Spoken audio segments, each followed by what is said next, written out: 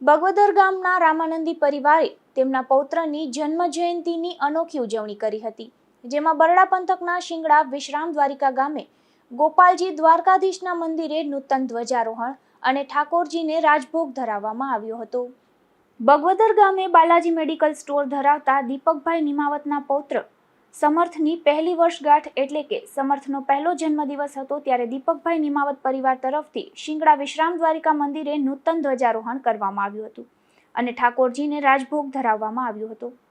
તેમજ તેમના સૌ સગા સંબંધીઓ તેમજ હેતુ મિત્રોને આમંત્રણ આપી સમર્થનો પહેલો જન્મદિવસ ઉજવવામાં આવ્યો હતો.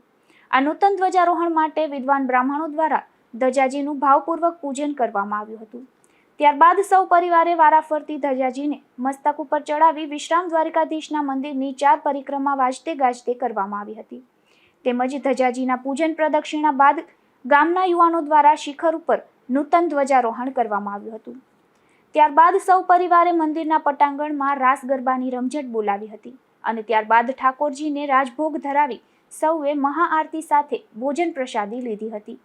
અત્રે ઉલ્લેખનીય છે કે બાળકોના જન્મદિવસ હોય ત્યારે મોટા ભાગે કેક કાપવામાં આવે છે અને મીણબત્તીઓ પેટાવી પછી તેને ઓલવવામાં આવે છે, પરંતુ આ નિમાવત પરિવાર દ્વારા મીણબત્તીઓના બદલે આરતીમાં દીપ પ્રગટાવી ઠાકોરજીની આરતી ઉતારવામાં આવી હતી. તેમજ તેમના નિવાસ સ્થાને સત્યનારાયણ ભગવાનની પૂજા રાખવામાં આવી હતી.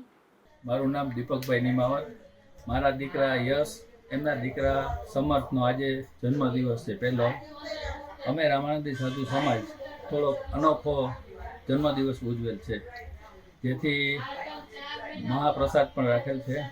આ બાજુમાં શિંગડા ગામ ત્યાં દ્વારકાધીશનું મંદિર ધ્વજારોહણ આજે કરેલ અને સર્વે જ્ઞાતિજનો તેમજ આજુબાજુમાં મહાસંતો બધાએ સાથે પ્રસાદ લીધો અને આખો અલગથી અમે જન્મદિવસ ઉજવેલ છે.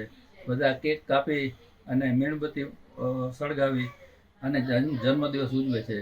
એની સામે અમે આરતી કરી, મહાઆરતી, ભગવાનને ધજા ચડાવી છે અને આવી રીતે નવો આખો અનોખો લાવો લીધેલો છે, જેથી બધા જ્ઞાતિજનો સાધુ સમાજ બધાએ હાજરી આપી મહાપ્રસાદ સાથે લીધેલો છે.